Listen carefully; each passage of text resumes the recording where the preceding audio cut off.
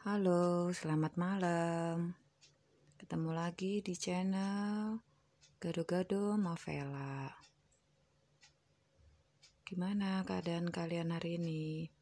Semoga sehat-sehat selalu ya. Amin. Nungguin cerita saya. Terima kasih loh ya kalau ada yang mau nungguin cerita saya, mau dengerin cerita-cerita saya. Makasih banget loh. Makanya buat yang gak bisa tidur, yang banyak pikiran, yang banyak masalah, ayo sini mampir di sini dengerin cerita-cerita saya. Kali aja bisa memberikan inspirasi atau ya sekurang-kurangnya menghilangkan stres kalian lah ya kan. Hari ini kita akan cerita tentang apa ya?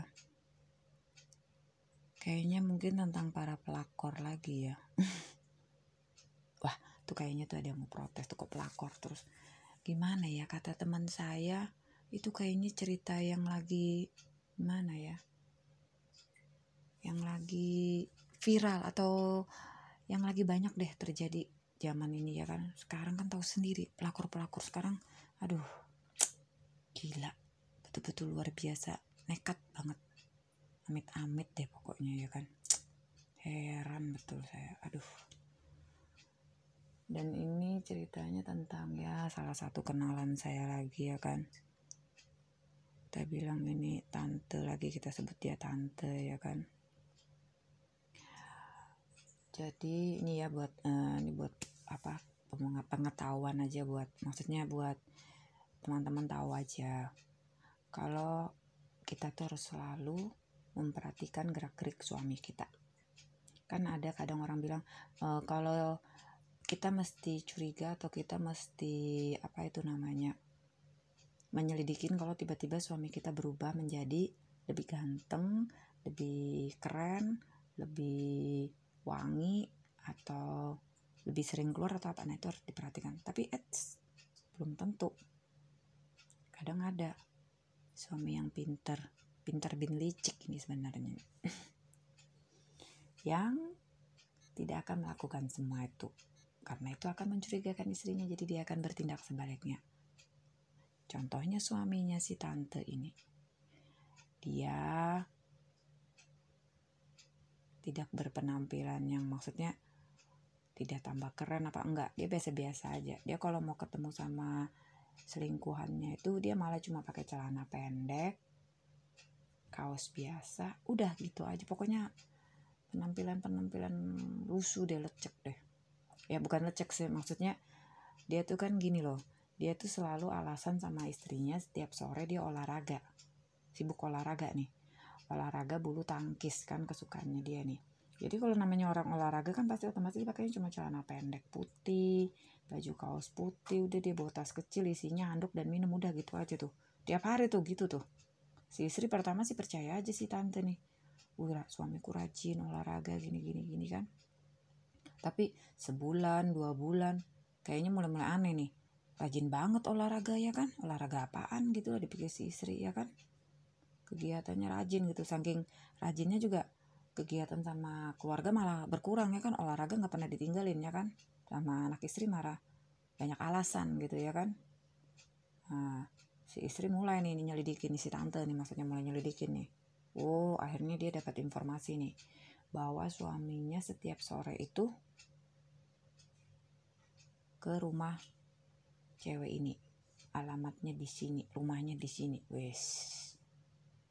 Lalu deh datang ke situ si tante, bawa saudaranya juga. Ya maksudnya buat itu juga saksi ya kan. Nanti kalau dia ngelabrak nggak bawa saksi, kalah dia juga kalau sendirian ya kan, dia bawa saksi nih. Dia dapat nih, dia sampai nih di rumah yang ditunjukin, diberi alamatnya, dikasih tahu tuh, dapat nih.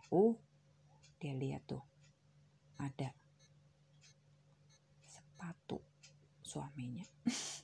Nah ini ya sekedar itu aja, apa, pengetahuan aja buat para suami itu. Kalau misalnya mampir ke rumahnya siapa lagi, ke rumah selingkuhan tuh ya, tuh sepatu atau sendal disimpan, diumpetin, supaya jangan tuh begitu istrinya datang langsung tahu nih sepatu ini punya suamiku nih, karena ada apa, ada coretannya di pinggir, dicoret anaknya misalnya, atau ada apa gitu ya kan. Ya sama tuh si om, pokoknya tuh istri tahu deh itu ya, namanya istri pasti tahu ya kan barang-barang suaminya ya kan. Udah deh langsung dia gedor-gedor deh, dia bilang buka pintunya mas, dia bilang aku tahu mas kamu ada di dalam mas, buka pintunya mas, bilang dia gedor-gedor tuh. Tapi ya namanya maling, udah ketangkep basah kayak gitu, mana mau dia keluar buka pintu, dasar bodoh aja dia kalau buka pintu ya kan, bakalan bonyok dia dicakar-cakar sama istrinya ya kan. Apalagi dia tahu tuh, lihat bayangannya tuh dari jendela tuh, dari gorden tuh istrinya nggak sendirian tuh, bawa beberapa orang tuh. Ya iyalah, si istri juga pinter kan, ngapain dia ngelabrak sendirian ya kan, siapa tahu loh di sono mereka bukan cuma berdua ya kan, mana kita tahu. Lebih baik bawa bala bantuan ya kan, jadi kalau terjadi apa-apa ya kan ada yang bantuin juga. Nah, itu memang benar nih, harus bawa bala bantuan ya kan, jangan datang sendirian kita. Kalau perlu ini kalau perlu ya, saran saya sekalian bawa polisi. Karena apa loh, karena kan ada hukumnya. Istri sah itu berhak loh melabrak suami dan selingkuhannya. Coba aja tanya ya kan, kita berhak loh ngelabrak, bukan cuma ngelabrak, malah kita bawa mereka ke kantor polisi, ngukum mereka juga berhak. Karena apa, kan namanya sudah menikah itu kan sah di mata hukum, di mata agama, dan di mata masyarakat. Jadi kita punya pegangan hukum. Jadi kalau ada yang ngambil barang kita, ya si pelakor itu ya kan, dia ibaratnya pencuri. Jadi kita perlu bawa si pencuri dan barang yang dicurinya ke kantor polisi, benar tidak? Buat bukti ya kan, biar dihukum. Nah itu sudah, makanya jadi ini buat para istri-istri nih, jangan takut kalau memang kalian istri sahnya tahu tuh suami di mana, datangin, labrak, bawa polisi, bawa siapa tuh ya kan, selesaikan urusannya di kantor polisi ya kan, biar lebih jelas gitu loh, mereka bisa dihukum itu. Apalagi kalau kamu punya buktinya ya kan, bukti apa gini gitu loh, bawa. Jadi jangan, maksudnya tuh jangan sampai kan kadang kan ada yang gelap mata ya, bertindak yang gimana gitu ya kan. Memang saya ngerti sih, saya maklum sih kadang gitu-gitu, karena itu kan berbahaya, merugikan diri kita sendiri juga. Kalau terjadi apa-apa kita juga yang bersalah, kita juga yang dihukum ya kan. Lebih baik kita bawa saksi, kita bawa polisi, dia yang kita bawa ke kantor polisi ya kan, dia yang dihukum, kita enggak. Enak banget kita dihukum karena menghukum perbuatan mereka, mereka lah malah happy di belakang kita. Kasian loh kalau kita punya anak-anak, kita loh malah menderita itu. Jadi si istri gedor-gedor, buka, nggak mau buka ya kan. Si om juga bingung nih mau kayak apa nih, mau kabur nggak bisa nih, aduh. Dia lihat, oh benar nih, itu maling ya, maka saya kasih tahu. Begitu dalam keadaan terjepit pasti punya kekuatan super.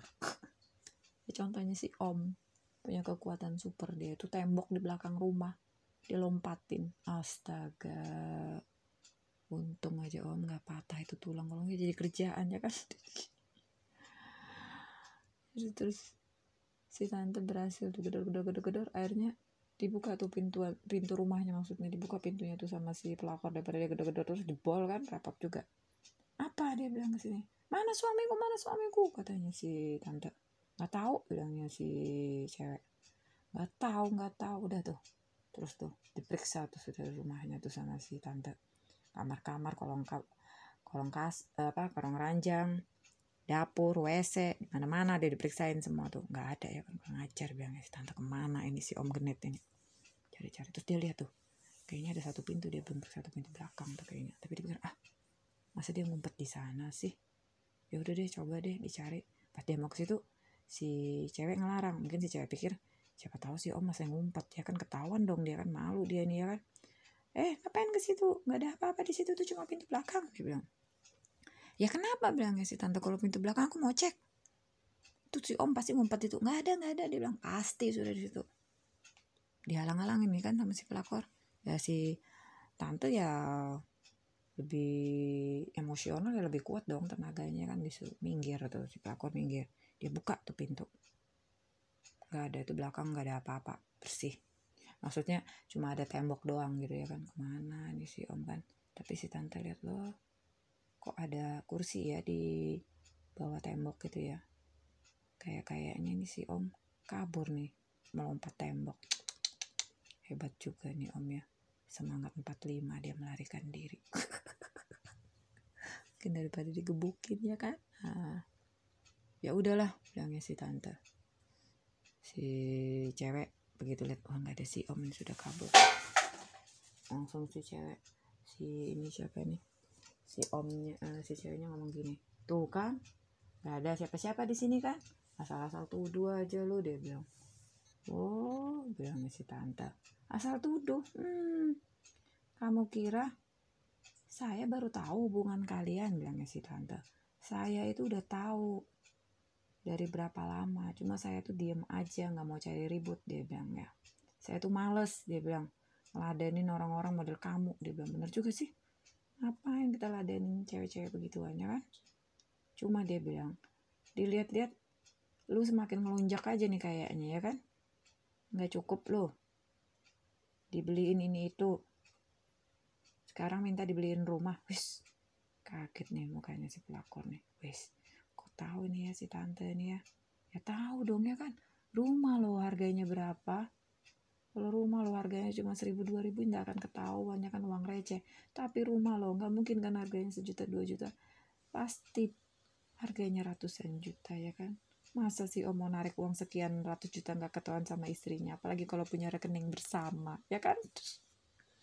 Terus si tante ngomong, tunggu aja kamu, dia bilang ya, aku udah punya bukti-buktinya semua, dia bilang ya. Untung, dia bilang, selamat kamu ya. Hari ini aku kesini, dia bilang, aku gak ketemu suamiku. Kalau ketemu, habis sudah kalian berdua, dia bilang. Pelakor diam aja dia. Terus pulang tuh si tante ya kan, pulang ke rumah dia tuh. Terus singkat cerita, itu apa, si tante terus entah gimana gitu kan, aku nggak tahu juga sih ya, karena aku nggak tapi nanyain juga si tante ya kan, ya soalnya kan masa aku mengorek-ngorek rahasia dapurnya orang ya kan.